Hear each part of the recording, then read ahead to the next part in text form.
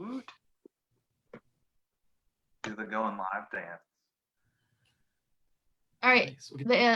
It says the red button says we're live officially. Yes. Welcome to We've reached that stage of this show where let's just add a dancing routine into this. Why not? Do I need to go get the banjo? By the time we're done with this, I might actually be able to play a real song. That would be wonderful. But nice, perfect. We'll give it a minute to go on the Loudoun Museum page and the Mosby page. Yeah. There we go. Woot. Yeah, the more I was doing research on the story, the more I was like, this is really interesting and also extremely confusing for me too. It was expanding months, more and more people getting involved. I was like, oh boy. The rabbit hole continues. So I'll give it one more second. How's everybody's week been so far? Everybody doing all right? Us? Anne-Marie? Yeah. Short week? Yeah. I mean, I was just commiserating with Andrea that it does not feel like a holiday week. Like, I feel like I've been working at least 6 days already. Yeah, I kind of forgot it was a holiday since I didn't make plans or anything. I couldn't go anywhere. Awesome. Well, I think we're good to go on the museum page, and I think on the Mosby Heritage Area page as well. So good evening, everyone. I'm Joe Rizzo with the Loudoun Museum. And like always, I'm joined with Anne-Marie Paquette and Travis Shaw of the Mosby Heritage Area Association. And this is the next edition of History on Tap. And this week's episode is 1863's A Crowd. And we're going to look at some of the obscure and interesting stories locally from the extremely important year of 1863. Our guest this week is Dr. Lauren Thompson, who's an assistant professor of history at McKendree University. So she's tuned in from St. Louis. And while you're watching at home, let us know in the comments section what you're drinking, what questions you have. It's obviously an important year, politically, militarily, socially, during the Civil War. So we want to know what you're thinking, what you're wondering, and we'll add those in. We've got Andrea behind the scenes to feed us those questions throughout the episode. So like always, let's go around the room and see what everyone's drinking and what everyone's going to talk about. So Travis, how about you? So tonight I am drinking a local brew. It is Rhino Chasers from Lost Rhino Brewing here in Loudoun County. It's a hopped Pilsner, so kind of light, refreshing, perfect for a day like today. And I will be talking about one of the more colorful characters to come through this area in 1863, gentleman who wins the Medal of Honor at the Battle of Aldie in June of 1863, and kind of where his career goes from there. Awesome. Anne-Marie, how about you? What are you drinking?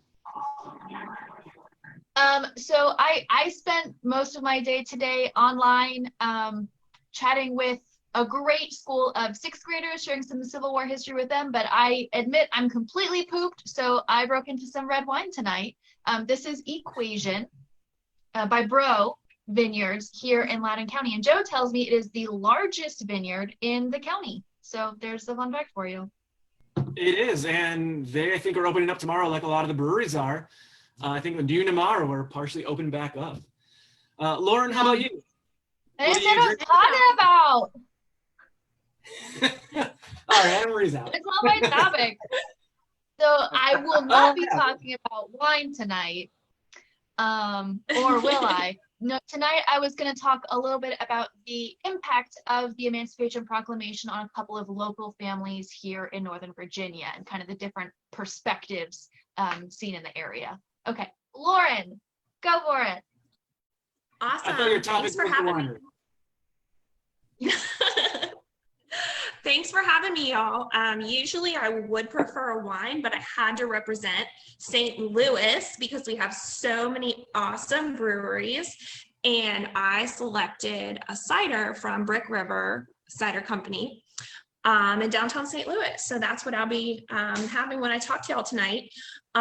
Because I'm drinking alcohol from St. Louis, I'm going to first tell a quick little story about an Illinois soldier who got into some trouble while drinking in St. Louis and faced a court-martial in result. And then after that, I'm actually going to switch gears to a completely different soldier, a completely different experience, and how he goes from being captured to doing the capturing, and how he also will win a Medal of Honor for his heroic effort at Pickett's Charge on July 3rd, 1863. So can't wait to tell y'all. And I am drinking Bide My Time Lager from Dirk Farm Brewing out in Bluemont, Virginia. And I'm going to talk about political prisoners that were from Loudoun County. They were taken prisoner by both the Confederate and Union forces. So I'll get into a bit about civilian imprisonment during the war. Well, awesome. So again, if you're watching at home, it's about 1863. We're looking at big issues, from Pickett's Charge to Emancipation, Gettysburg. Big issues of the war, but we're telling some local obscure stories. But any questions you have about any of those, just let us know. So Travis, you want to get started and talk about that soldier? Sure, absolutely. I think my story probably would be classified as one of those more local or obscure stories. And it's the story of one of the most colorful characters, I think, to come through the area in 1863, which is a pretty tough competition. I mean, a lot of colorful characters come through Loudoun County, Northern Virginia, the Piedmont during the Civil War. But the guy I'm talking about tonight is, he's an Italian immigrant. His name is Luigi di Nola. And really fascinating guy. I love talking about this guy because he really is, he's good at self-aggrandizement. A lot of the stories that surround him, you're not quite sure where fact begins and fiction ends. But we do know he's born near Turin, Italy in 1832. Born into an aristocratic family, military family. He had ancestors who had served alongside Napoleon's armies and so forth. So carrying on that tradition, at the age of 15, he joins the army of what is then the Kingdom of Sardinia Piedmont. And this is the first war of Italian unification. So Sardinia Piedmont is fighting against Austria to try and unify Italy. So 15 years old, Luigi signs up. A year later, he's actually given a brevet promotion to second lieutenant for his bravery at the Battle of Novara. Now, unfortunately for the Piedmontese, Novara is an absolutely crushing defeat. It really ends any hope of unifying Italy at that time. But Luigi does well enough. He's recognized as kind of a natural leader. He gets an appointment to the Royal Military Academy. And from there, he actually also goes on to serve during the Crimean War as a staff officer. Now, this is where, again, there's a lot of legend, like hearsay, we don't really know. At some point, for some unknown reason, he leaves the Piedmontese army, and he actually ends up in New York City in 1858. And he arrives in New York basically with nothing. He tries a few different things. He's like teaching Italian, teaching French, he's writing music and things like that. Not particularly successful until he marries the daughter of a wealthy naval officer. He marries Mary Read, whose father had been a hero of the War of 1812. And then kind of using her money, he sets up a military academy in New York City. Now, you're right, I guess so. Well, February 1861 is probably a good time to set up a military academy because there's a lot going on. And over the next 6 months, he and I use this word kind of loosely, trains hundreds of potential officers, many of whom will go on to serve in the United States Army during the coming Civil War. So really kind of, he's already established himself as this European military authority at a time when the US government is looking around for anyone that has military experience. So he actually gets a commission very early on in an infantry regiment. But then within a short amount of time, he becomes the colonel of the 4th New York Cavalry. And it's with the 4th New York that he's really going to make a name for himself. He's going to serve, throughout 1862. He's involved in a lot of heavy fighting. 1863, he actually ends up in temporary command of a cavalry brigade at the Battle of Brandy Station. And it's really kind of around this time that his trouble begins. First of all, the first strike against him, Nola is a McClellan supporter, which is not a good thing to be in the Army of the Potomac after 1862. You know, a lot of officers who had kind of tied themselves to McClellan are not popular at this point in time. You know, it's politically kind of sticky issue. He also doesn't really get along well with his superior officers. Now, whether this comes from kind of his aristocratic upbringing or just his kind of fiery personality, I don't know. Whatever the case, he gets very upset when he is, after temporarily commanding this brigade, asked to go back to the 4th New York. Someone else gets promoted to the position. He really feels like it's his due. He's going to argue with a lot of his superiors. So in June of 1863, as the 4th New York and the rest of the cavalry of the Army of the Potomac are marching into Loudoun County, he's actually under arrest. He is arrested for insubordination. He's stripped of his sword and his other weapons. And he's held in confinement. And this is where he's going to be on the morning of June 17th, 1863. Now, just to give a little bit of military setup, you know, here we are mid-June, Robert E. Lee's army. Uh-oh, what are you doing at? Emery's laughing at me. Robert E. Lee's army is moving north up the Shenandoah Valley towards Pennsylvania. And the Union Army is east of the Blue Ridge, desperately trying to find out where Lee is and where he's headed. And to try and do this, they are going to push troops westward up the Ashby's Gap Turnpike, through Aldie, through Middleburg, through Upperville, to try and get over the Blue Ridge and find out where Lee is. And the 4th New York Cavalry is a big part of this movement. And it's going to end up in like a week of battles in Aldie, Middleburg, and Upperville, trying to force their way over the Blue Ridge. So June 17th is the first day of that battle. Fighting is going to erupt outside the village of Aldie. The 4th New York Cavalry is going to be thrown into the fight. They're going to charge a Confederate position, and they're going to come tumbling back in complete disarray. Luigi sees this happening. He basically hops on his horse, leaves his arrest. You know, he rides out into the field without any weapons, without a sword, without pistols or anything, rallies his men and leads them into another charge on the Confederate position, completely unarmed. Now, again, this is a man who there's a lot of legends surrounding the actions of Luigi Nola. Supposedly, General Judson Kilpatrick sees this, and Kilpatrick is one of Luigi's superiors who was confining him in arrest just a few hours before, sees this happen, and according to a few accounts, gives him this stirring speech, basically pulls his sword out, hands it to Luigi and says, "You did this without your sword, take my sword and don't bring it back till it's covered with the blood of the enemy." You know, I don't know if that's true. It's repeated in a lot of later histories of the Battle of Aldie. What's that? I said, from what I know about Judson Kilpatrick, it's hard to know who's probably lying more in the story. Yeah, again, larger than life personalities are all over the place there. But yes, supposedly he gets handed the sword and is like, you know, go get him, killer. And he will lead the 4th New York in 2 more charges against the Confederates. In the 4th and final charge, Luigi actually falls wounded. He takes a saber wound to the head, saber wound to the hand. He's shot in the arm. His horse is shot from under him, and he's actually pinned under his dead horse for hours, lying there on the battlefield, surrounded by dead and wounded.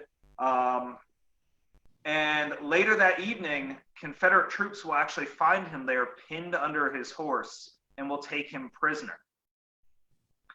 Now, the legend kind of grows from here because Luigi di Cesnola will actually receive the Medal of Honor for his performance at the Battle of Aldie. And a lot of future histories, 19th century and early 20th century histories, will refer to him as the hero of Aldie, which I love because, again, we don't know how much of this is kind of legend or not. But I will read his Medal of Honor citation.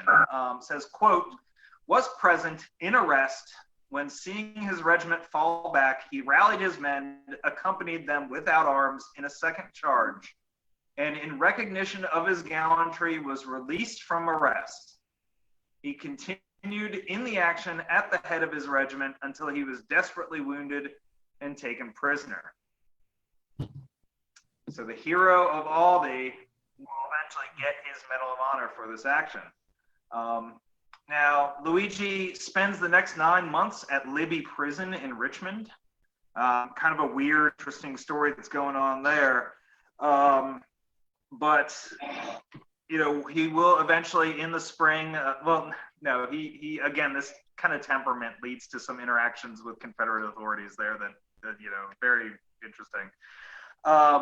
Eventually he will be exchanged. He fights out much of the rest of the war, the Petersburg campaign and stuff like that. But in 1865, he leaves the army for a diplomatic posting. And this is where, like, I think his story really starts to get interesting. He, first of all, starts referring to himself as general. Now, he was never officially promoted to general. According to him, it was one of those things that, like, Lincoln had it on his desk, like his brevet promotion, but just didn't get around to it because of the assassination. But, like, had Lincoln survived, his promotion. Definitely. Yeah, right. Definitely. He would have gotten to it. This is next on his list. Not been assassinated. And if you go to see his grave in New York today, it says General Luigi di Cesnola. But he gets a diplomatic posting to Cyprus in 1865, which is still part of the Ottoman Empire at the time, but he's there working as the U.S. consul, and he takes up an interest in antiquities. And he spends the next 12 years that he is in Cyprus excavating hundreds, probably thousands of archaeological sites across the island. Much to the chagrin of the Ottoman authorities, who really didn't give him any sort of authorization to do this. This is still an era when, like, archaeology is not what we know it is today. You know, nowadays, archaeologists take a lot of records on the context and everything to actually get historical information. Back then, it was basically collecting cool stuff so that you can show it off to your friends. And that's what he will do. He recovers 35,000 artifacts from the island of Cyprus. And to this day, like, a lot of people in Cyprus are still pretty upset about him looting their island. But of course, in the 1870s, he wasn't considered a looter. He was considered quite the scientist. He writes several books on the history of Cyprus. Cyprus, its ancient cities, tombs, and temples. Is released in 1877, and that puts his name on the map, so that when he returns to the United States in 1879, again, he's not considered a looter. He is considered, you know, kind of one of the most prominent figures in the field. So he will sell that collection to the Metropolitan Museum of Art. And the Met is so thrilled with this collection that in 1879, Luigi di Cesnola, the hero of Aldi, is named the first director of the Metropolitan Museum of Art. And he will hold that post for the next 25 years until his death. 25 years. So if you go to the Met today, or, you know, whenever it opens back up and you're able to visit, you will see there are literally thousands of objects at the Met, tens of thousands of objects that are from the Di Cesnola collection. And it all comes from the private collection of this Italian soldier adventurer guy, Tomb Raider, who really has the Battle of Aldi to thank. You know, had he not broken his the Battle of Aldi and become this famous hero, like, he probably would have never ended up getting a diplomatic post. He would have never ended up serving in the government after the war. So it's kind of a weird roundabout story, and I particularly love that you know, this man's entire life changed just because of something he did in Aldi in June of 1863.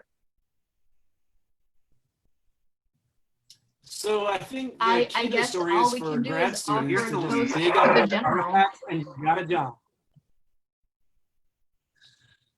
To Luigi. I apologize, guys. My internet connection says it's a little bit unstable, so I think my video might be hiccuping a little bit. Yeah, hopefully that's not choppy interrupting our viewers at home too much. Travis, do you know what he was All right. But anyways, I think reprimanded for by Patrick?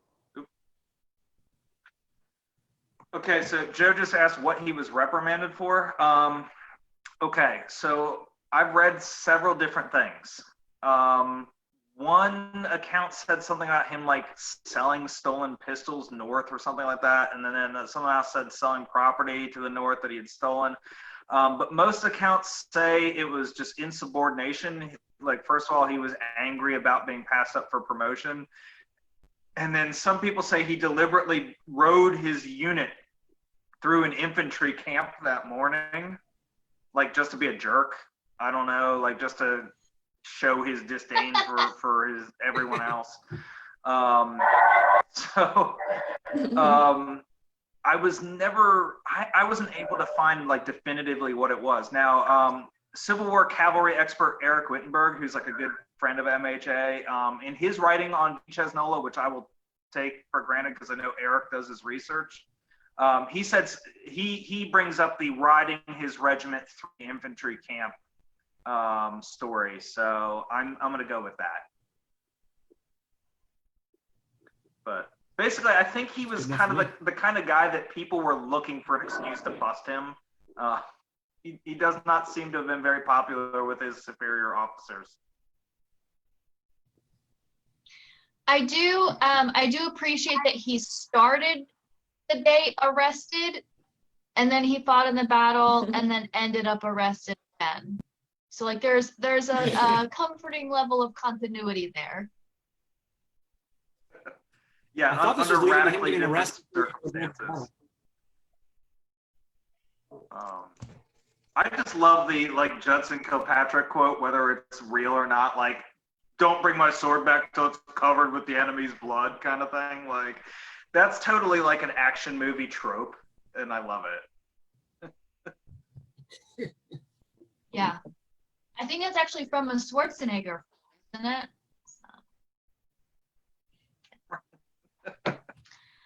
So I guess I'll go ahead and jump in. Hopefully our connection remains stable. I wish there was a way I could just kind of refresh it without exiting it, everything, and bring it back in.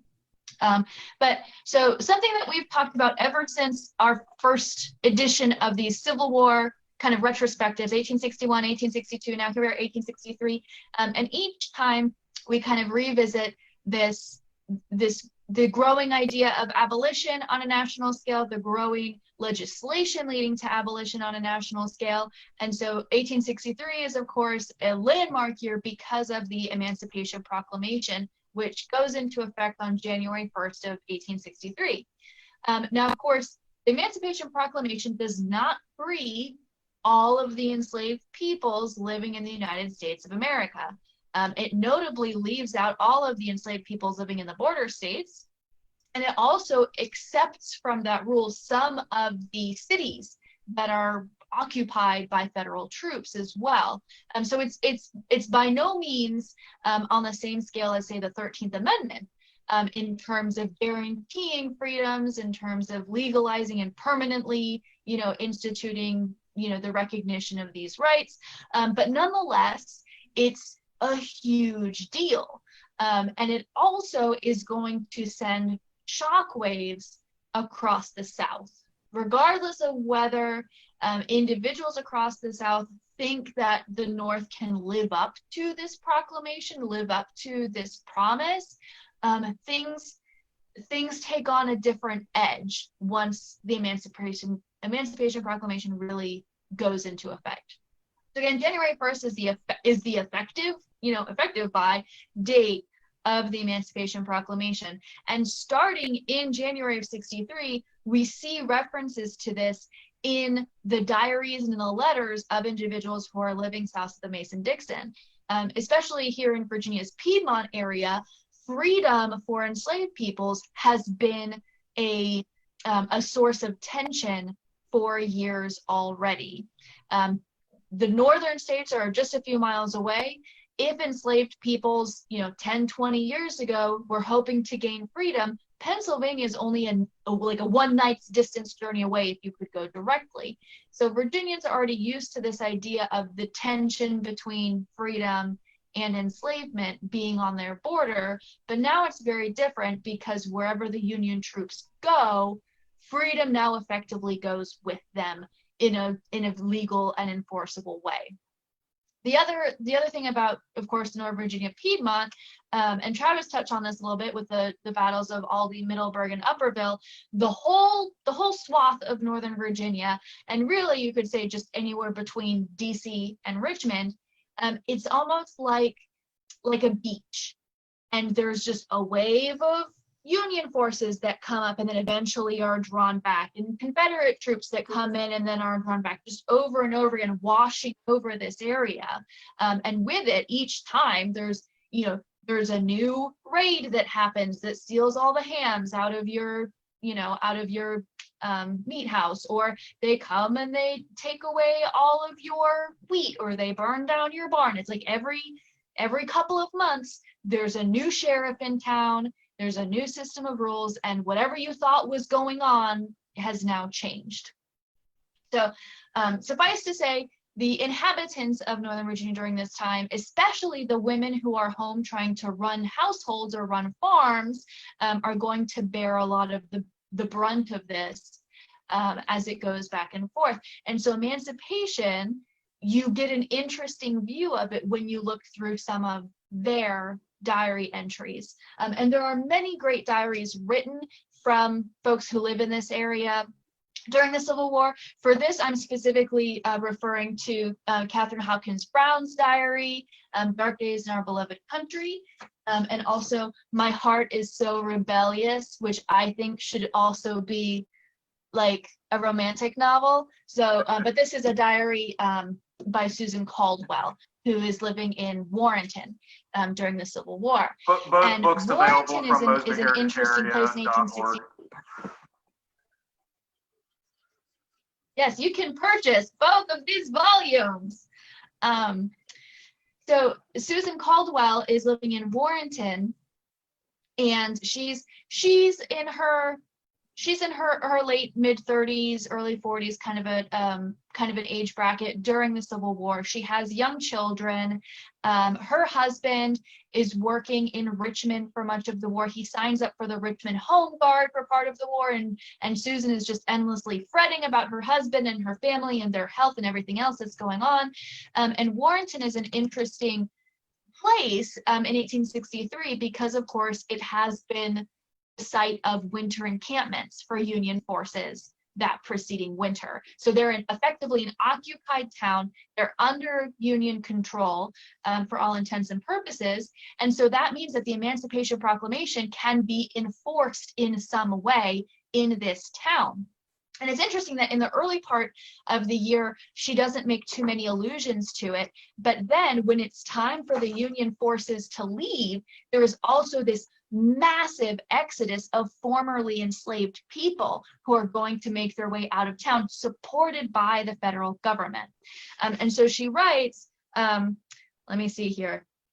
There's a great line, there it is, that she opens it up with, which is that, "Let us be joyful, the Yankees have taken French leave," which means that they're just running off. So it's never too early for a France joke. And that's how Susan Caldwell opens the letter to her husband. So the Yankees are taking their French leave. Along with it, they're taking hundreds of servants, which is her term for enslaved peoples. There are about 150 servants left town on the cars. So that's the rail line that's going to go to Alexandria. So they're just packing people in to these rail cars and literally shipping them out of town.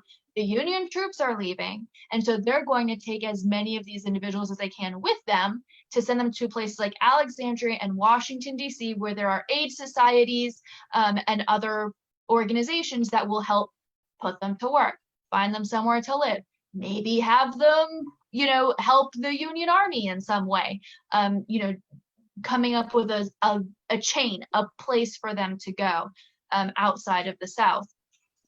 And apparently, according to Susan, they were telling them that Jeff Davis intended arresting all free and slaves and making them either go into the army or work on the cotton fields. Woo. So they're saying that if you don't come with us, Jeff Davis is going to make you go down south. The Negroes were as bold as they could be. Those who were housekeeping had auctions and sold out all their goods. So the wealthier inhabitants of Warrenton who could stay somewhere else out in the country, who had other houses, would have left housekeepers in charge of their townhomes. And now that they're left, and now that their enslaved peoples can go free, they're just selling off all the goods, because why not? So she lists a number of individuals in town whose whole households are leaving them, 8, 9, 10, a dozen at a time, including the Warren Green Hotel, which had 8 enslaved people working there who all just, dropped and left, on the rail line.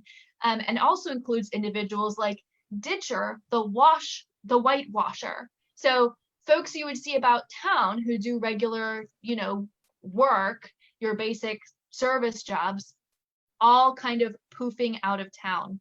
So there's even an account that she writes about of this little old lady, an enslaved woman, this little old lady who brings $100 in hand, brings $100 to her former enslaver and says, here, money, here, my son is coming from Washington, D.C., and I'm leaving with him. And her enslaver, I don't know whether it's irritation or whether it's some kind of hubris or whether it's some kind of understanding of the situation. He says, just take it and leave, just get out, kind of a thing. So we have this really fascinating example of a society that's built around this labor, that's built around having these individuals here, and in some cases a willing ignorance that these individuals want to be here. And yet when they're presented with literally a one-way ticket on a rail car to freedom, and they're just jumping in. It should, of course, be noted that, of course, not every newly freed individual goes with the federal army. Not every individual decides at this point to leave or to go gain their freedom somewhere else. There are a number of individuals who decide to stay there in Warrenton or to stay in Fauquier. But this is a pivotal moment in the relationships between those households, that Mrs. Caldwell herself writes that, Aunt Lucy stayed here, but I don't know if I can trust any of these servants anymore. So it's kind of a moment of mental reckoning where whatever they thought their domestic life was like before is not the case, and they have to, in some cases, I believe, take a hard look at assumptions that they might have made about their households, over the past several generations.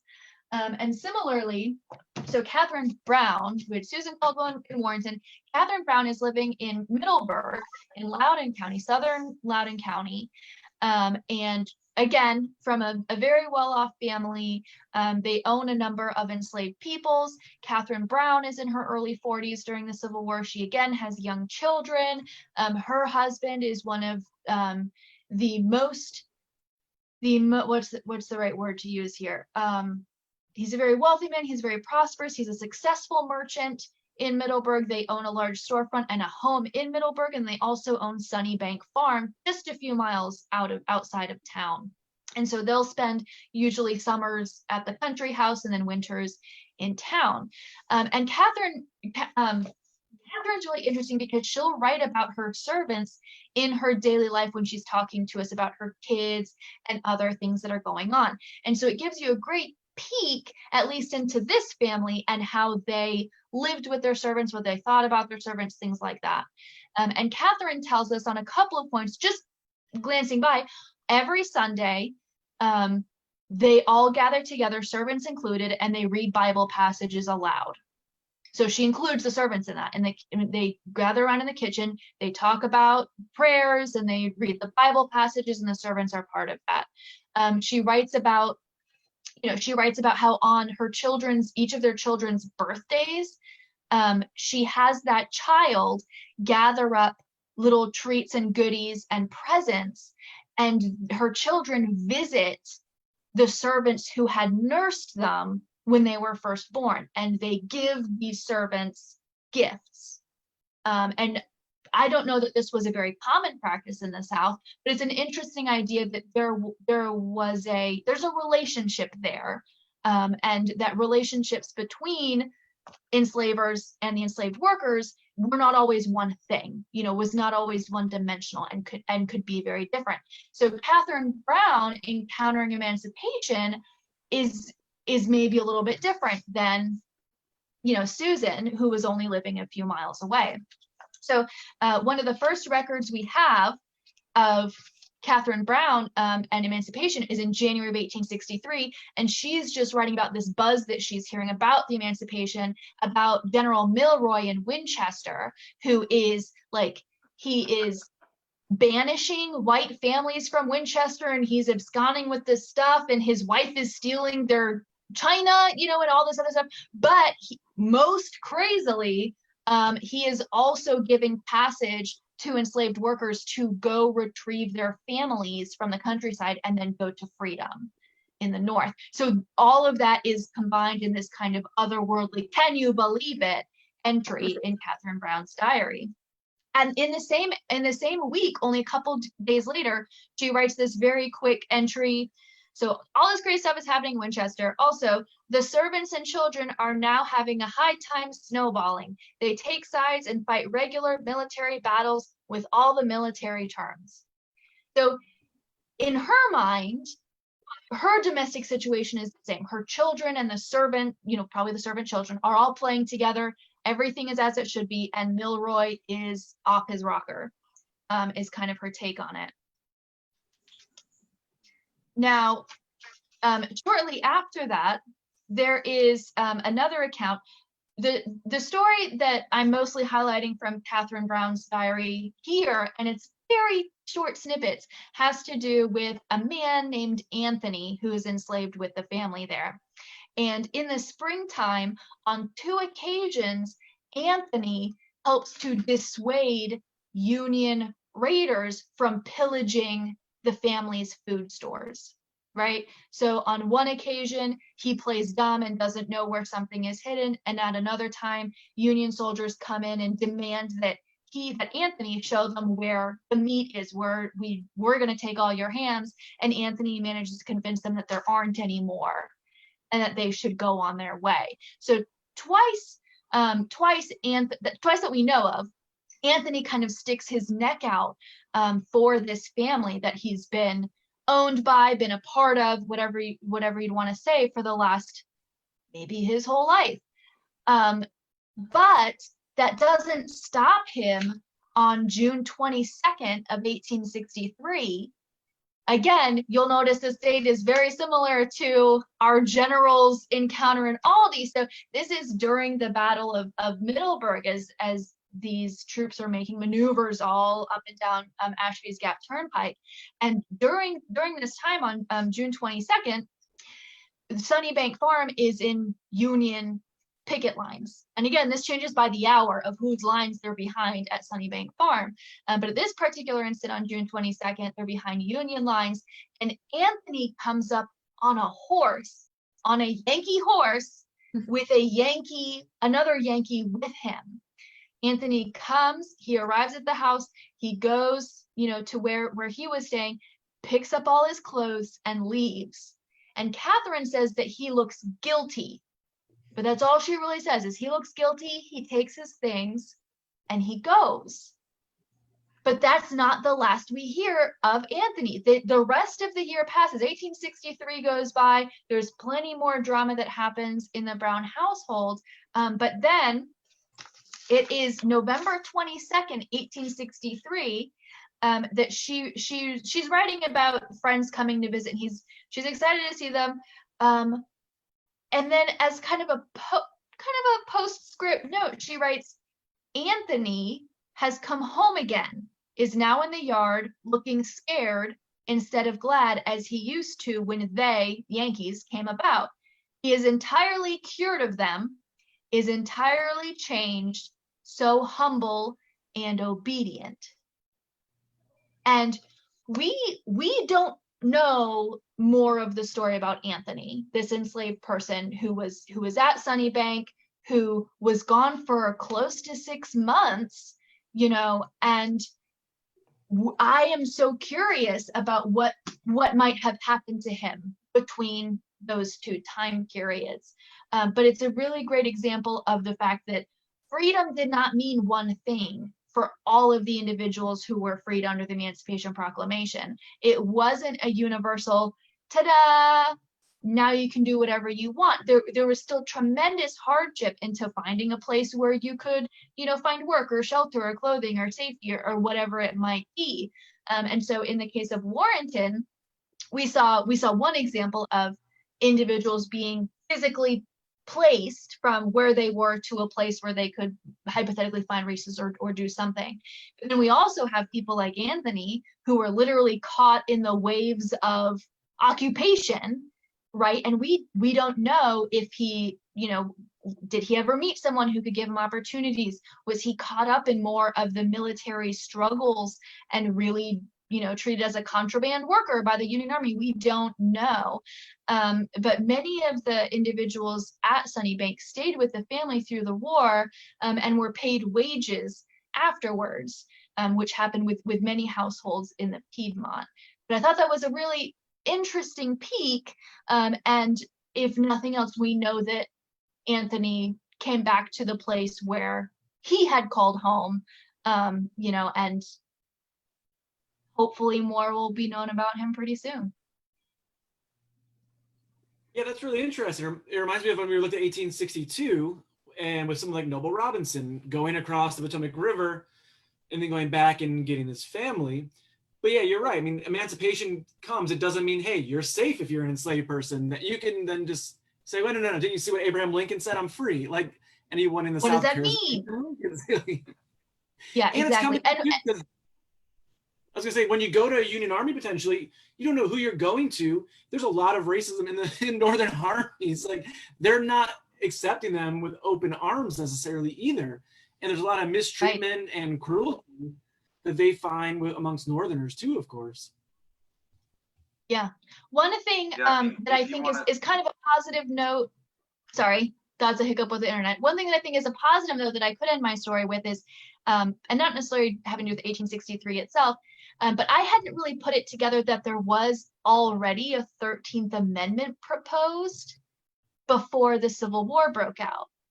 So I think it was March of 1861, there was a 13th Amendment proposed that was that the United States, the federal government, would not interfere with any of the intrastate business that was being conducted, basically in really big parentheses, slavery.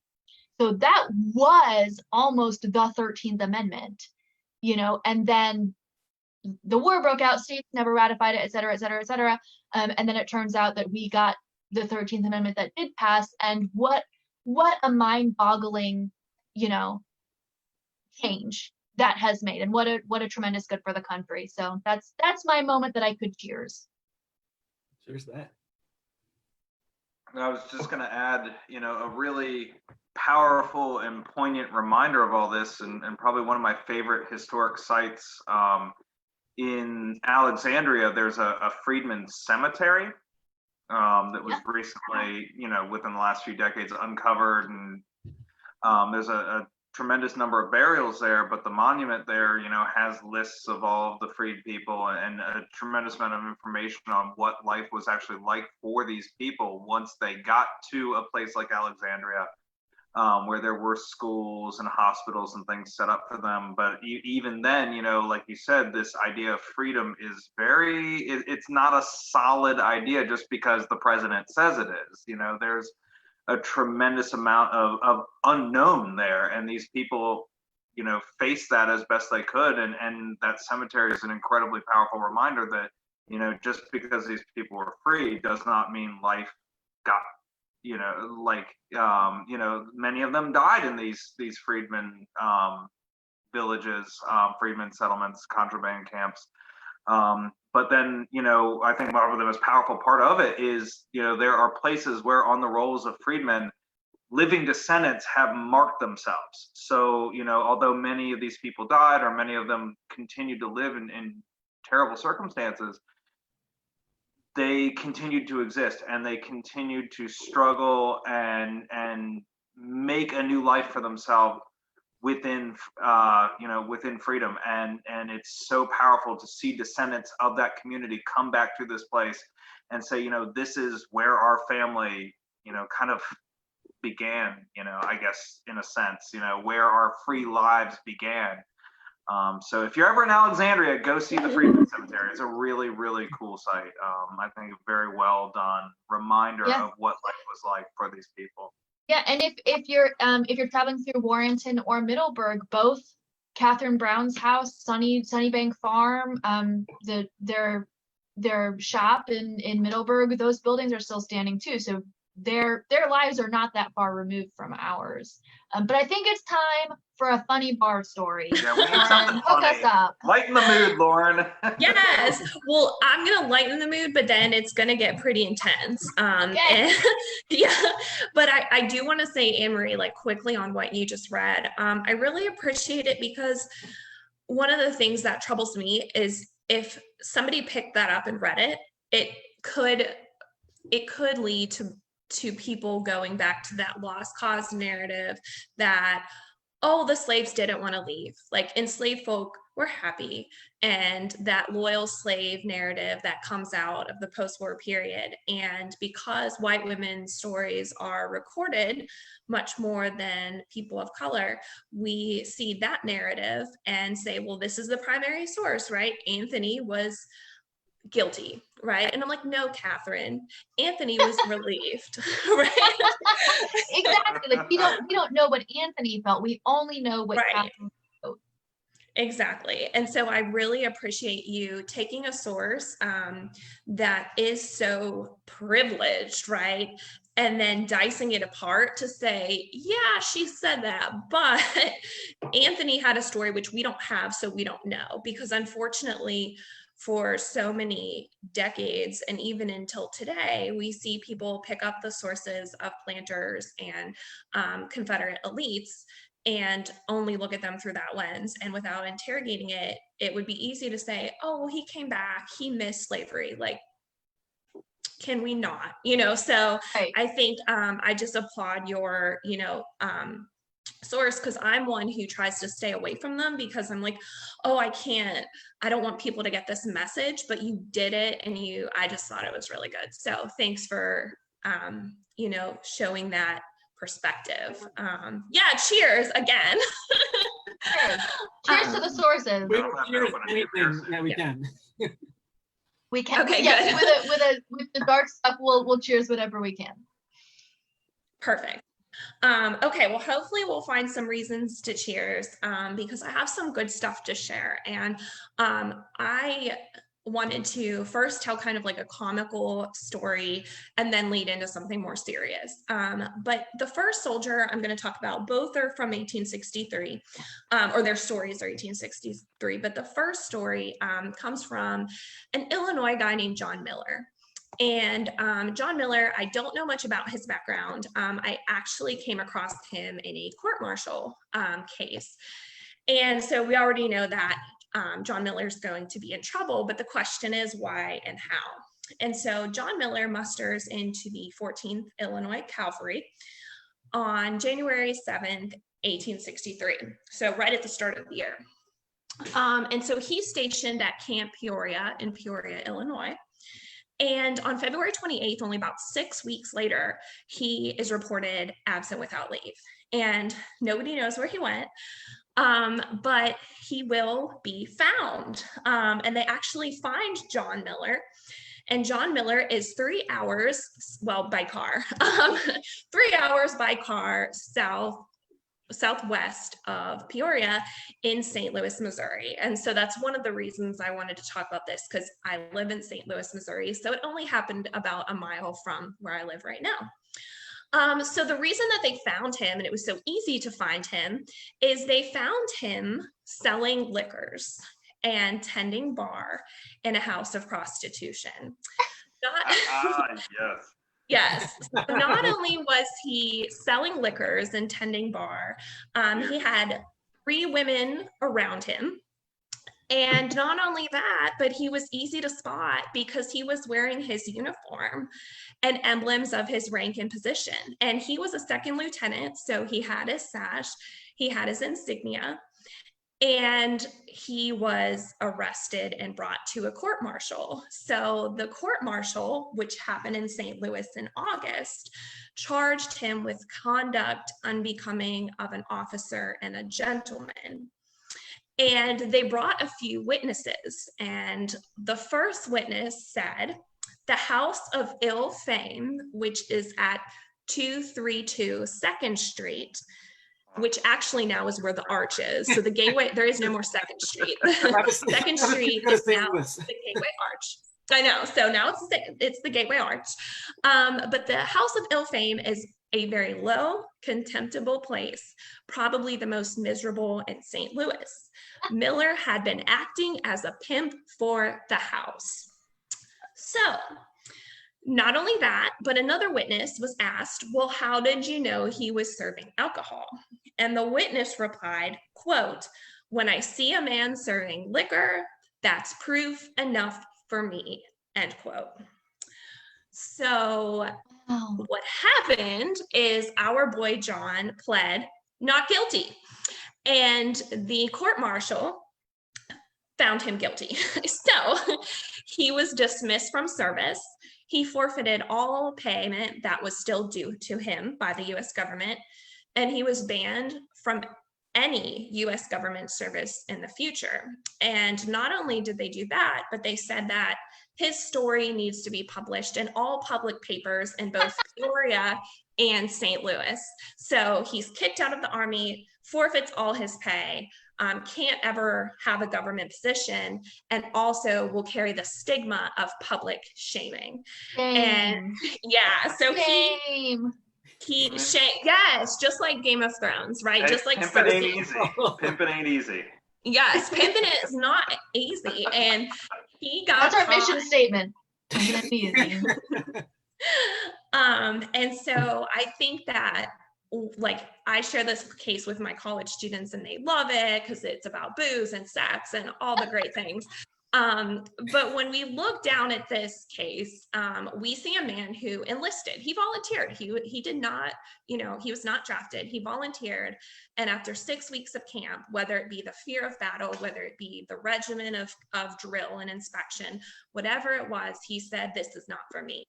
And I'm not going to go home because I'm not going to deal with kind of that stigma. Instead, I'm going to take my talents to St. Louis and I'm going to party and I'm going to go big. And I'm a young adolescent man, and that's how I'm going to cope with it. And what's interesting is the regimental for the 14th Illinois Cavalry was published in 1898, and there is a mention of John Miller, but it said that he resigned. That's what they said about him.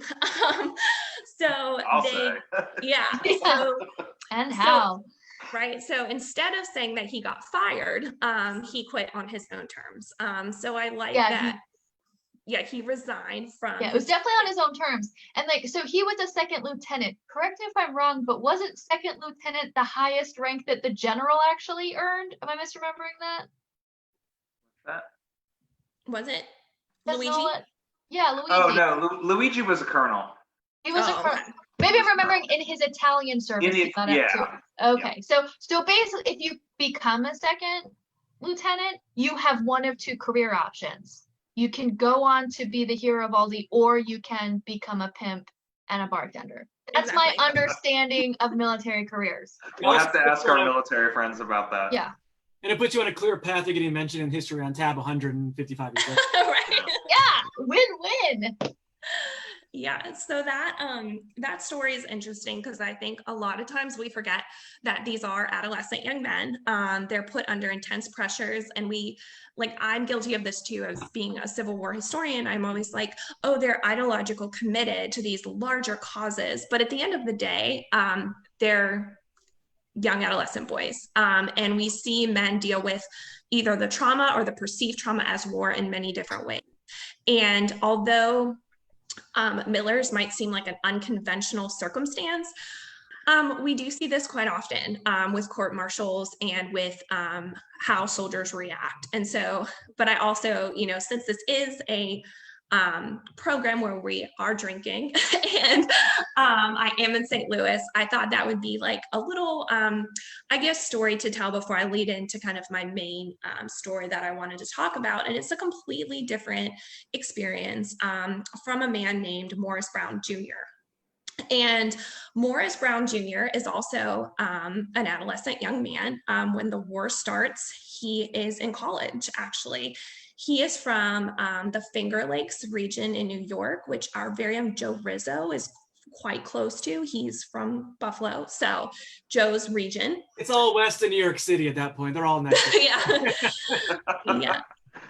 So he is from the Finger Lakes region of New York, and he was attending Hamilton College when the war started in Clinton, New York. However, he was from a small town called Piedmont, New York, and of Yates County. It was small, so there wasn't a regiment from the town. They kind of had to attach themselves to other local regiments. And so he couldn't find a regiment to join until the summer of 1862, kind of that second wave of volunteers after the Peninsula Campaign. And so he was able to enlist, and he mustered into the 126th New York Infantry Regiment on August 22nd, and he was only 21 years old. So when we think of getting mustered in, we figure men will have a few months to train, to drill, learn the routine. Well, in 3 weeks, Morris Brown Jr. will find himself at Harpers Ferry. And he and his unit are stationed on Bolivar Heights at the garrison that is supposed to protect Harpers Ferry at the confluence of the Shenandoah and Potomac rivers from Confederate attacks. And if we think about what's happening at Harpers Ferry or Maryland in mid-September 1862, we know that that is the heart and the beginnings of Lee's Maryland campaign. And so when they get there, simultaneously, Lee is going to divide his army and send Stonewall Jackson's men to Harpers Ferry. And so when Stonewall Jackson's men get there, not only are they going to, I guess you could say, win the battle at Harpers Ferry, but they will also capture 12,000 Union soldiers. So not only is it the single largest capture of Union troops during the war, but our Morris Brown Jr. and the 126th New York is part of that 12,000. And so they went into their first combat and they took a L, a big L, right? And so they come out as 0-1, right? So they had their chance.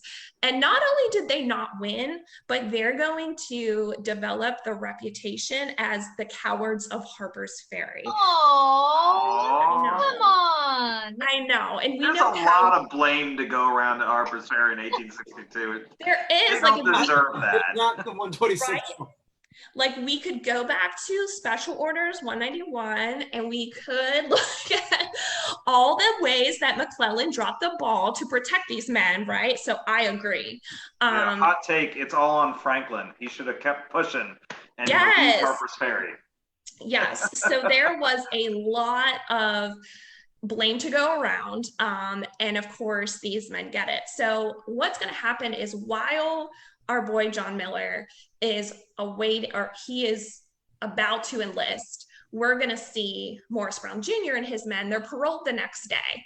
And they're actually going to go to Camp Douglas in Chicago and work prison duty. And so now both of our boys are in Illinois. And so at the beginning of 1863, when we have John Miller enlist, our Morris Brown Jr. and his unit are going to go back east into DC. They are going to be stationed for the defense of DC, actually on Arlington Heights.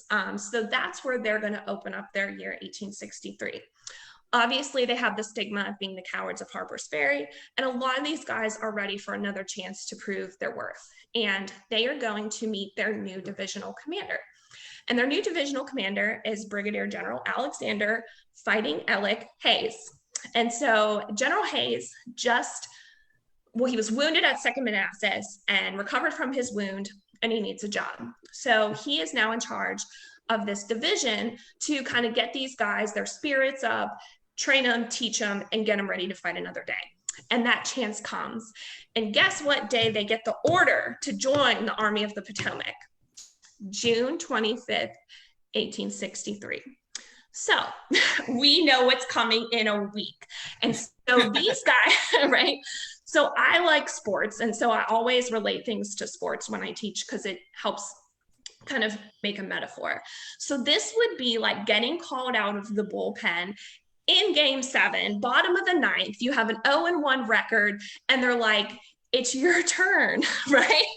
And so not only are these guys going to have to leave DC and go northwest to meet up at Gettysburg, but they are going to be not positioned, they're going to be assigned to join the 2nd Corps. So Hancock's Corps.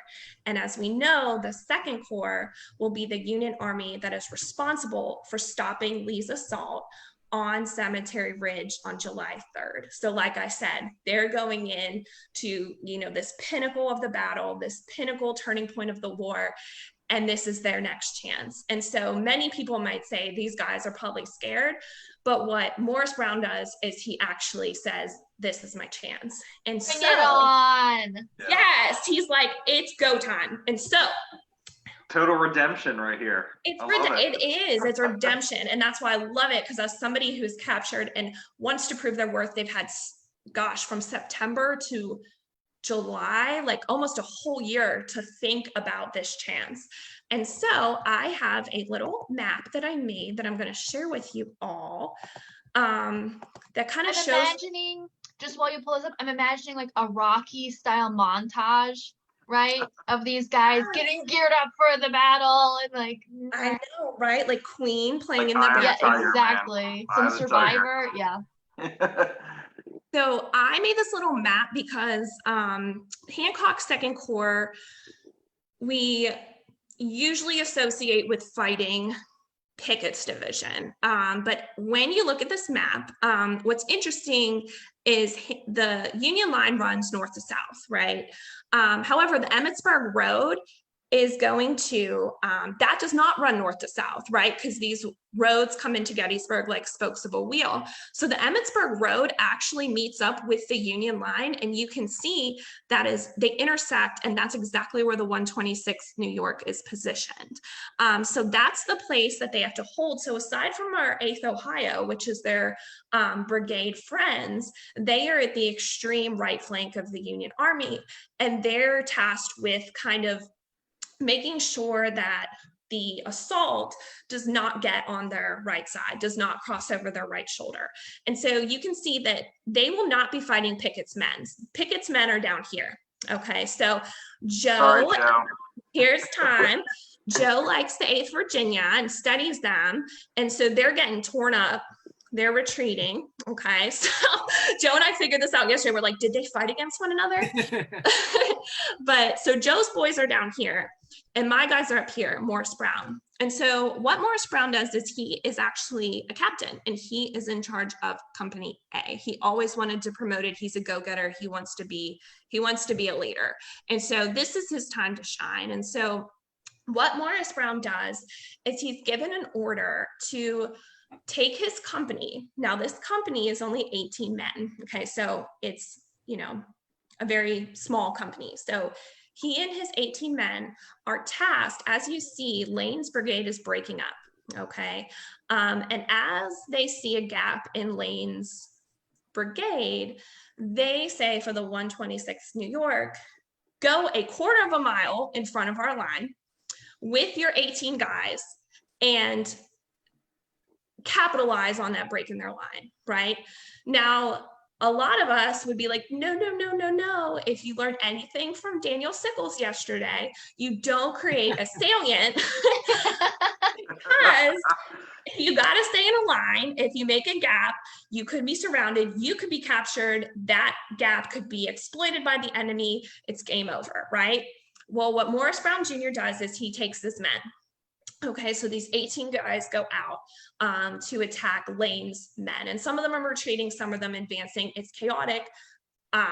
Lane's men are retreating and advancing. These guys are all heading forward, and the guys in the 126, the other companies are like, we don't know where he went, because it's smoky, it's chaotic. And then all of a sudden, not too long later, a few minutes later, I shouldn't say a few minutes, maybe like half an hour later, they all of a sudden see Morris Brown Jr. coming towards them with 50 Confederate prisoners. So 50 men they captured, and the flag, the Confederate flag of those troops. So he got a flag, he got 50 Confederates, and cheers to that. Cheers to Morris Brown. Yes. And so he went in game 7 and he struck out the side.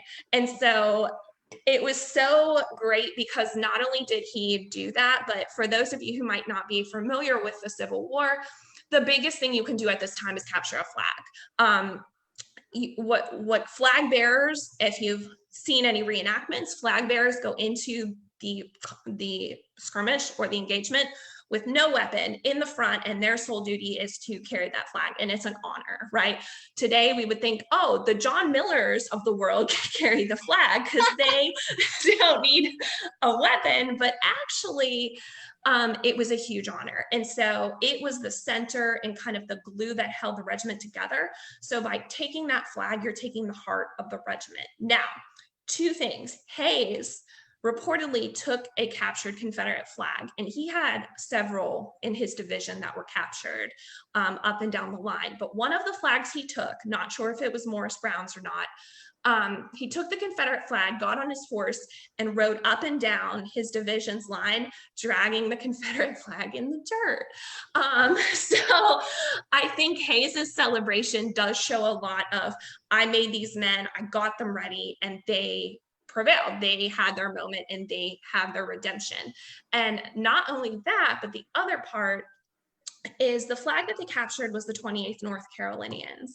And the 28th North Carolinians are part of A.P. Hill's Corps. Now, A.P. Hill's Corps, A.P. Hill inherited it from Stonewall Jackson. So the 28th North Carolina was at Harpers Ferry. So the 28th North Carolina, they captured Morris Brown's unit, and now Morris Brown's unit captured them and captured their flag. Boom. Boom. Yes. And so for his maneuver and for his heroic actions at Gettysburg, Morris Brown Jr. was awarded the Congressional Medal of Honor in 1869 for that. And so, and there was only one other Congressional Medal of Honor winner from the 126 New York, and it was also someone else who captured a flag on that day. So that's kind of Morris Brown's, the pinnacle of his military career. Now in the fall, oh cheers, we're cheersing again for the medal. Morris Brown, yeah. Medal. So that fall, Morris Brown is, like most of the Union Army of the Potomac that does not go to Chattanooga, he is stationed on the Rappahannock and the Rapidan River. And while they're kind of juggling, should we fight at the Mine Run campaign or just build trenches? What do we do? He is on picket duty, like most soldiers, and he is sitting across from Confederate lines within proximity. And one morning he is eating breakfast on picket duty, and Morris Brown Jr. hears a Confederate talking, and the Confederate says, "Hey Yank, what do you have to eat?" And Morris Brown says, "Well, you can come share it with me as long as you drop your gun." And he was like, "Well, I'll come share it with you, but will you let me go?" And he said, "Yeah, I will let you go after we're done." And so the Confederate came over. The Confederate and him shared breakfast. They talked about the war. They exchanged newspapers. And then he skedaddled back over to his Confederate line. And so that fraternization that Morris Brown does is kind of the heart of like what I study, but there's a stigma that soldiers who fraternized were cowards or shirkers or bad soldiers. And I'm like, well, he just he just was awarded a Medal of Honor 2 months ago, and he's doing this. So what Morris Brown Jr. is able to do is tell the difference between and compartmentalize when there's an enemy on the battlefield versus an enemy in this space that more resembles camp life with my own comrades than a battle where we're taught to wound, shot, and win. And so he's able to compartmentalize this, and his fraternization story is actually like what I lead my book off with in my introduction. Hey, Laura, you want to take it off share screen? Because everyone's just looking at the map. Oh, yeah. Sorry. Yeah, to you until, okay, cool. Here's our faces again. And so cheers to our faces. Yeah. And so to finish off Morris Brown Jr.'s story and his trajectory throughout 1863 is 1863 was his year for sure. And unfortunately, I wish I had a happy ending for 1864 or the rest of the war for Morris Brown. He stays with the Second Corps. His unit still stays with Hancock as the Overland Campaign begins. He fights at Wilderness, survives. He fights at Spotsylvania, survives. He fights at Cold Harbor and survives. And he crosses the James. So he will follow this with the Second Corps, cross the James River and begin the assault on Petersburg. And on June 22nd, 1864, during the Union assault on the Jerusalem Plank Road, Morris Brown Jr. was the highest ranking person in his unit. And so he is leading the 126th New York in the trenches, and he is shot in the head. He's shot in the head and dies instantly. So he will not survive the war, and his Congressional Medal of Honor will be awarded posthumously in 1869. And it's so sad and it's so tragic, but I think his story helps remind us that just because somebody survived Antietam or just because somebody survived Gettysburg does not mean they survived the war. And in Morris Brown Jr.'s case, like one of the things we always think of is like, oh, he had this moment at Gettysburg. Now he's going to have, you know, this ability, almost like this invincibility to get through the war. And he died of a combat wound. But imagine men who survived Gettysburg and then died of dysentery, right? Like how awful that is, that these men will survive some of the hottest spots and then perish in the last few years, or, you know, the last months of the war. And so Morris Brown Jr., his year was 1863. We talk about it. There's an excellent his letters are edited by Wayne Mayhood.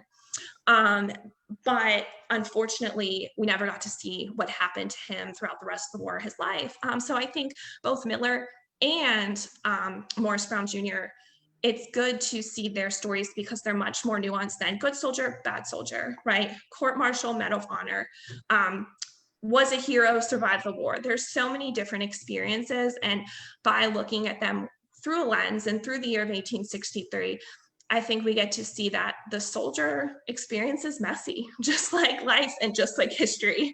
And it's not a one-size-fits-all approach. And so I think both of their stories kind of fill in the gaps of what we see as the common Civil War soldier. Cheers. I think that's amazing. Thank you.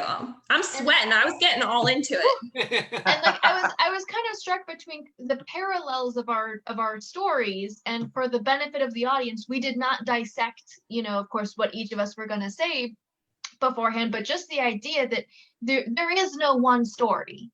There is no one, this person was a soldier, or this person was enslaved, or this person, you know, was trying to run a farm. There's no one story. There's so much out there. There's so much triumph and heartbreak, and some of it happens in the same person, you know?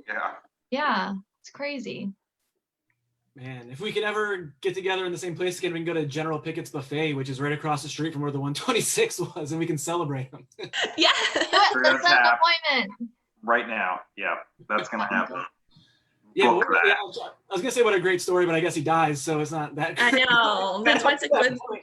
Yeah, and understand, like, in these privates too, like you're talking about thousands of people. So, you know, an unfortunate thing, like, I mean, you see that too with other soldiers at Gettysburg, whether it be, you know, with the Howard soldiers at Chancellorsville, the German soldiers, you know, who just get dumped on for the, you know, exposed to the flying attack. I mean, these aren't individual soldiers determining it one way or the other. And a lot of times they get, you know, there's I don't want to say Luigi doesn't deserve all praise, but there's unfair praise, but then there's also really unfair criticism. Way to drag the general. I mean, it's all about self-promotion, dude. You got to sell that story. Yeah, bud. Yeah, and that's what wins. Yeah, in the 28th North Carolina, they are in the same brigade as the 18th North Carolina, the guys who shot Jackson. So there, we know that Virginians looked down on North Carolinians after the war. And so we know that there's a lot of like, well, if North Carolina just didn't suck, like we would have won, you know. And so Joe, a lot of what you're saying is embedded with state rivalries and local rivalries, and also why John Miller's regiment like didn't want to talk about like his fault, because they're like, no, we're the best. And it does show that memory of the soldiers did have a lot of control over the memory. And I know that we always chalk it up to like lost causers and politicians, which is true, but soldiers want their men and their service to be etched with them coming out as the best they can. And so honorable, victorious, you know, at the very least, not a bunch of pimps, you know, living it up in St. Louis. Oh, shit. Well, from pimps to unionists and society. That's a history on tap first. Am I the first? Cheers. Okay. I mean, I've come close a few times, but. All right, Sorry, Joe. Sorry, Joe. Yeah, I mean, there's winners and losers, and some guys who get known for really weird things, and other ones who are just in the wrong place at the wrong time. Yeah. And we talked about, especially in 1862, how there is already a movement toward a harder war, and civilians feel war a lot of ways that soldiers do too. And in Loudoun, we already know that there's, you know, strong unionist sentiment, there's strong secessionist sentiment. And when you think prisons, though, like Luigi down at Libby Prison, so I think mentioned Camp Douglas in Illinois, there's Elmira in New York, of course, Andersonville in Georgia. You think those, and you think soldiers are the ones who are sent there. The story I want to tell shows that political prisoners are swept up in this game of war too. And I want to start in the spring of 1863. It's a story that's very complicated and goes months. But in the spring of 1863, a Virginian named Samuel Means is fighting for the Union Army in the Loudoun Rangers, a group partially comprised of Loudoun soldiers for the Union. And Samuel Means takes some political prisoners. When he's passing through Loudoun, he stops at the house of someone named Henry Ball. Goes to their home. He arrests Henry Ball for a few things, but there's three reasons why he gets arrested. He's charged with destruction of wheat, so it couldn't get in the hands of Union soldiers, guiding enemy troops to Union camps. He had long thought he was the one who had led Elijah White to some soldiers near Waterford. And then also conduct contrary to, quote, the rules of civilized warfare. I don't know what that means. The pre-Geneva Convention? Yeah. So they arrest Henry Ball basically for being a secessionist, and a very well-known secessionist throughout the northern Loudoun community. They also seize some of his horses because they need horses. But they don't stop there. You broke the rules and you have horses. Yeah, win-win for Means. Well, he actually wants win-win-win. He actually takes someone else. He also detains someone named Albert Campbell Belt, who's also a very known secessionist in northern Loudoun, and charges him with being a Confederate soldier. He was part of the Loudoun Cavalry, actually. So he detains these two well-known secessionist civilians in northern Loudoun, takes them back across the Potomac River. Eventually, these two men, and just for the story's sake, I'll call them the secessionists, they get sent ultimately to Fort Delaware, a prison in the Fort Delaware River. Yeah, Travis's face shows that's not a place you want to get sent. There's civilian prisoners there, but there's also soldiers sent there too, and really just criminals as well. So those two get sent, and their families, of course, want to try to get them back. So they're writing letters to the Confederate government, to the United States government. They go to Fort Delaware to try to plead their case to let them go on humanitarian grounds. But they fail in doing so. So the Confederacy is looking for ways to get these two citizens, secessionist citizens, back. The Gettysburg Campaign disrupts it. So, it goes through the summer, but then after the Gettysburg campaign, at the end of the summer, they once again try to figure out a way to get them back. And Jeb Stuart, and I'll show a picture of Samuel Means if anyone's curious who this is. He does have a nice beard. He does. So, Yeah, there we go. Talk Samuel Means.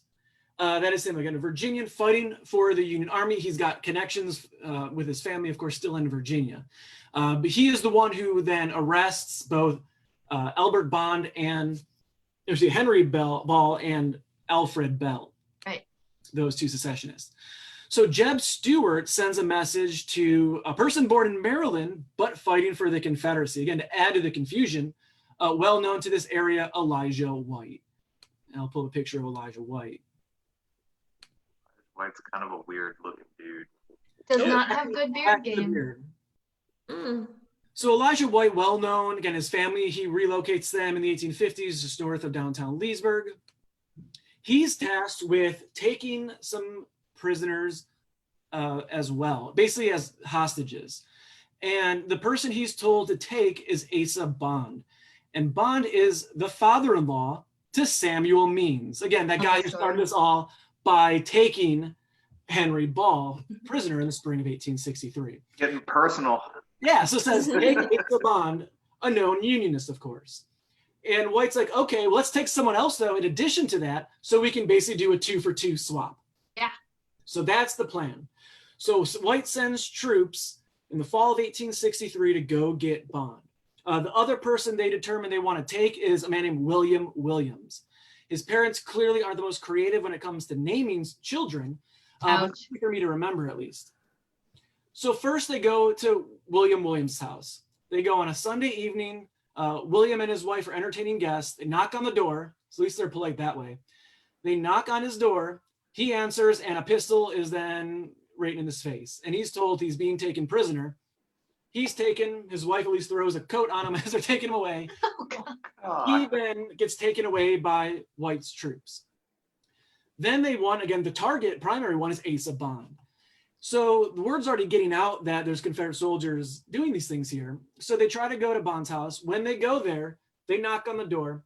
It's not Bond that answers. It's actually two young women who answer the door. They know what's up, and they basically dare the Confederates to try something at the door. And this actually becomes well known throughout northern Loudoun about this kind of interaction between these two women and the Confederate soldiers. And it's actually a secessionist woman who writes about it, basically in the town gossip about what happened. And what she wrote about this interaction at the door was Mrs. Means and Miss Bond stood in their door and dared the Southerners to enter.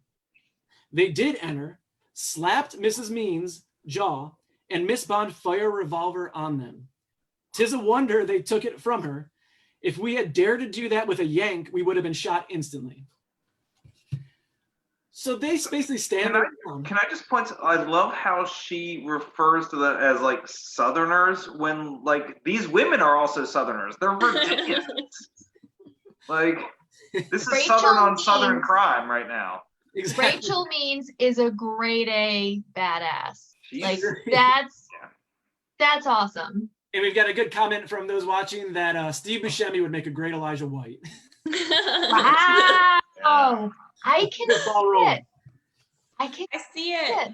So while the women are basically distracting them and basically standing their ground at the door, Asa Bond sneaks out the back and he avoids being captured. And now this is a total screw up. This is the guy that they primarily wanted to get. And they at least need to get two people. So they got William Williams. They screw up on getting Bond. So like, well, we got to grab someone. So they go to a nearby Quaker schoolmaster, Robert Hillingsworth, and they just take him because they need a second body, basically. So these two Unionists, I'll call them the Unionists, get then taken down to Mount Gilead, meet with Elijah White. Elijah White says, I'm not going to release you, like you're hostages. But what he does agree to is to parole the two Unionists for 3 weeks. He says, I'm going to parole you, go back to the Waterford area, convince the United States to let go of the two secessionists at Fort Delaware, and then you can be free. So again, the families are trying in vain in various ways to try to get the two secessionists released. They failed to do so. Those 3 weeks go pretty quickly. And it's actually the Union Army then which plots a way to keep them from being taken hostage again. So the Loudoun Rangers actually plot a mock arrest where they would come across the Potomac, they would arrest Hollingsworth and Williams and take them into Maryland as a mock arrest to prevent them from going back into Confederate hands. Okay. That seems too complicated. Like, Okay. why bother? Well, it gets especially complicated when the two guys who like are hostages for no reason are like, no, we took an oath, we gotta go back. So they're like, no, so they go back voluntarily, go back to the Mount Gilead area, meet with Elijah White, and then he says, I'm gonna treat you the way that the secessionists are being treated. So they are sent to Castle Thunder in Richmond, Virginia. Another notorious prison, especially for spies, traitors, and political prisoners. Particularly ruthless was the captain who was in control of Castle Thunder. So then that's where they get sent. And now it's a standoff. There's more people temporarily taken hostage as it amplifies, but that's really what the civilians are trying to avoid. So the families, again, one strong unionist, others that are strong secessionists, I mean, they have a common goal here. They want to get their family members home. So they're working together to figure out the best way to do so. So Mary Williams, the wife of the unionist, she goes to Washington, D.C. She tries to get really an audience with Lincoln to get them released. She brings petitions by loyal Loudoun residents, basically to call for these two secessionists to be released to get the unionists out. Lincoln's got a soft heart. He's been known to do this once in a while in the war. He writes a note, an unofficial note, but a note to the Commissioner of Prisoner Exchanges. What that note says is, will General Hitchcock please see these friends and effect the special exchange they request if he consistently can? Ethan Hitchcock sees that. It's Lincoln's handwriting.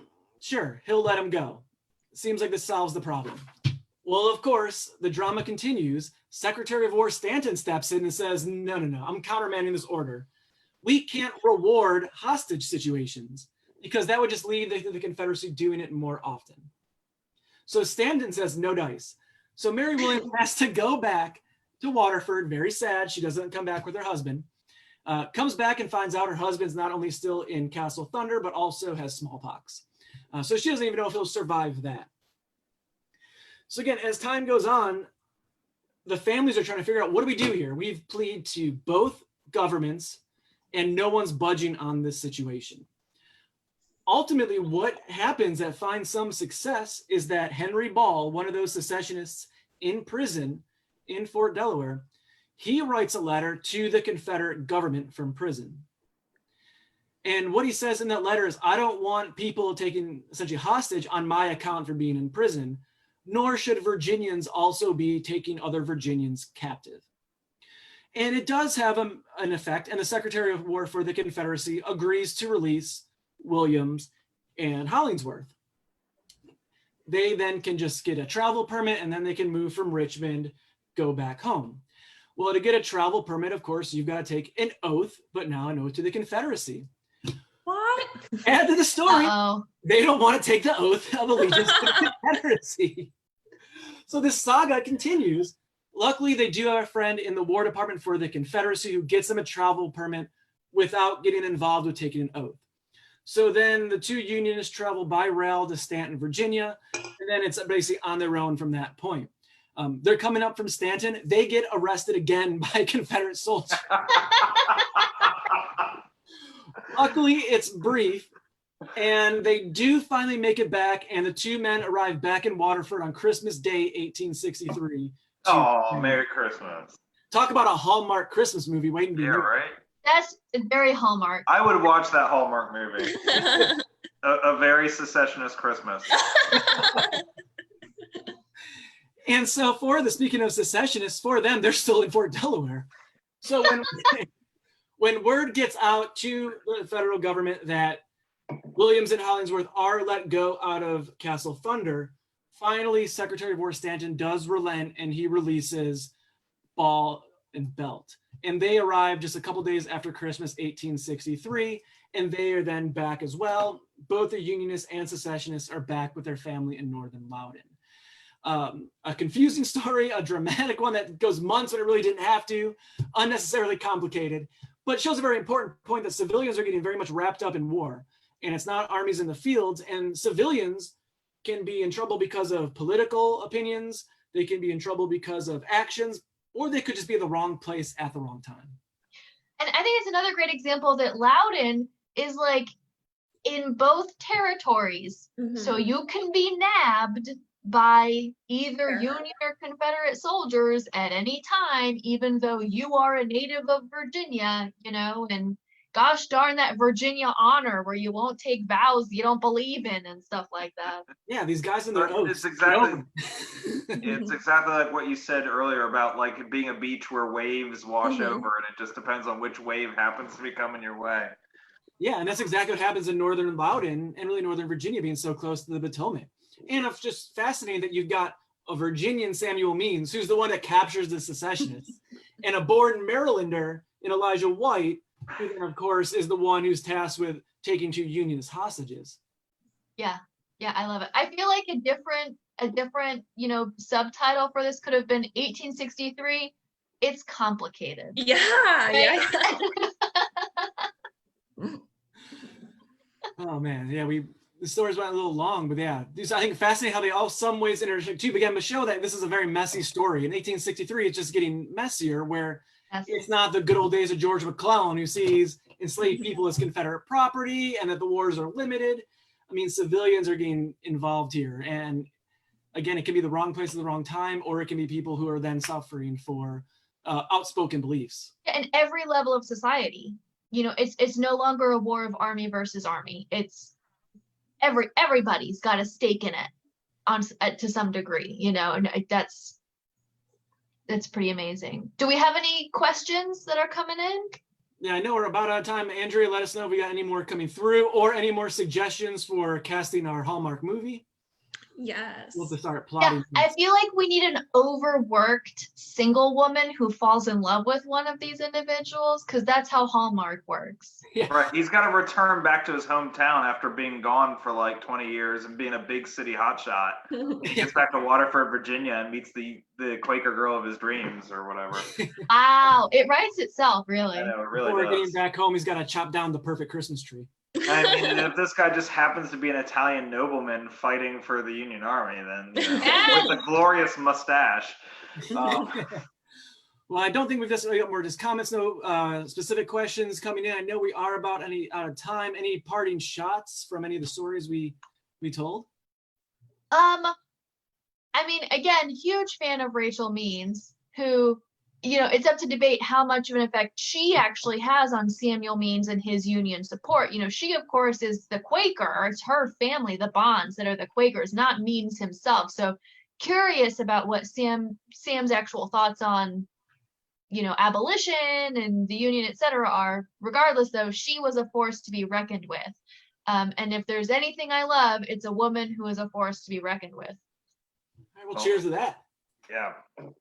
Going to what Lauren said about veterans writing their stories, Sam Means of the Loudoun Rangers is a perfect example of that. Briscoe Goodhart of the Loudoun Rangers writes the regimental history, and as much as I enjoy the Loudoun Rangers, he really oversells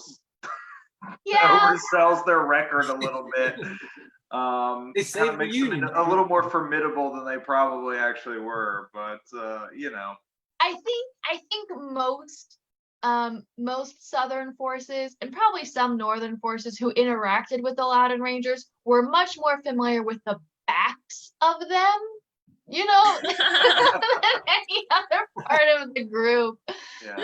Oh, as someone that studies Cole's Maryland cavalry, you kind of get the impression that the Marylanders thought the Loudoun Rangers were kind of like the helpless younger brothers. They're like, oh, we got to go bail them out again. We got to go like save these guys' butts again. The scrappy doos of that relationship. And to use a very Southern term, bless their hearts. Bless their hearts. The Loudoun Rangers. So Lauren, you've got a book coming out, right? Later this year?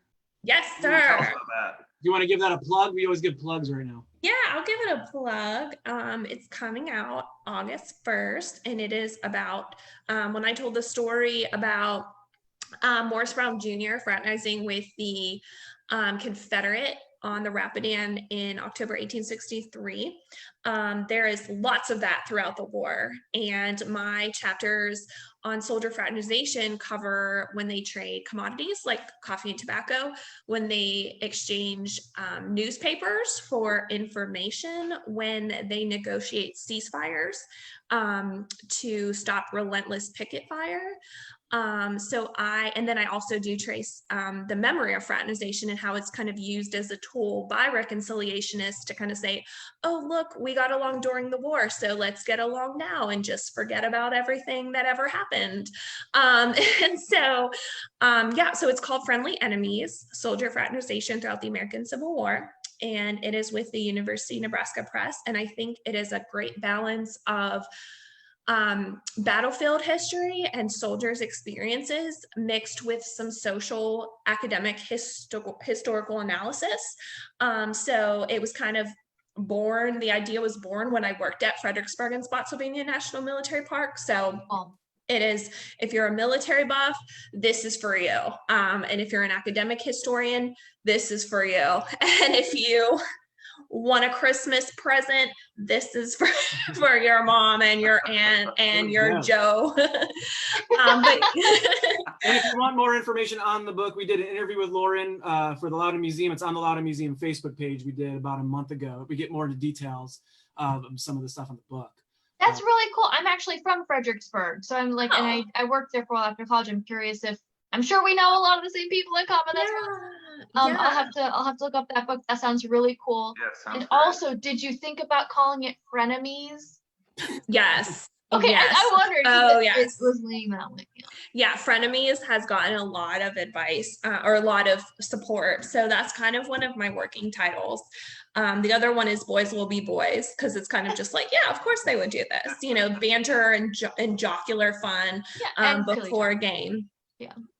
But I would love to, Joe and I talked about it. Hopefully when things get better, I'm going to come to Virginia and I would love to talk at Loudoun. And then if you guys, I don't know how far apart you are exactly, but we could co-sponsor it, or I could come up with some kind of either partnership thing or have you out too. It'd be fun to even just drink with you privately instead of on the internet. And Yes. Lauren, we do have a question. Maybe like after this, you can go on to the comment section. Mike Ferroni just asked about some of the sources that you use. So if you could just jump on that and respond to him on Facebook, that'd be awesome. Of course, yes. Oh, I can cite these. I have the court-martial records and the books. He's gonna regret asking that question. Civil War court-martial records are my favorite things in the whole world. Like, I want a Law and Order series that's just Civil War court-martials. Like, yes, that's what I want. So what do you guys got going on at Mosby this week? What's tomorrow for Live at 5? Ooh, tomorrow we have a live at 5. We're going to be talking with Bobby Jacobs, who's a longtime Fauquier County educator, both at the high school level and at the university level. He will be giving an overview of Fauquier County history, and we'll also be talking about some of the preservation efforts that are going on to protect that. And then on Sunday, we'll be talking a little bit of Loudoun County agricultural history with Lori Kimball, the director of the Loudoun Heritage Farm Museum. Awesome. Great. And Lauren, there's we got one more question in too, just about like a link to pre-order from Civil War Trails. So if you could just throw that in too. And what I'll do tomorrow on the Loudoun Museum Facebook page, I'll repost the interview we did last month too, in case people want to hear a little more about it. Yeah, thanks, Civil War Trails. I can just post it right on Facebook, right, Joe? Yep, you can do whatever you want. Thanks, Drew. Thanks, Drew. And thanks, Lauren, for being on the call. This was so much fun. Lauren. That was great. Of course. Thank you so much for having me. And I'm sorry that I now hold the title of being the first person to curse on History on Tap. So that I can think of. I might have let something slip at some point. I don't know, but we'll get a certificate made or something and we'll send it to you. We'll send it to you. You can frame it. Oh yeah, it'll be like my PhD and then that, like together. Andrea, get working on Canva to make that certificate tomorrow. Yeah, exactly. So we'll go ahead and do a final toast maybe for a send off. Thank you all for joining us tonight, and come back again for next week for more History on Tap. Ooh, what's next week's topic? Founding falsehoods. Founding falsehoods. We're in my territory now. We're going way back, 18th century. Awesome. Thanks, Lauren. Thanks, everyone. Cheers. Bye.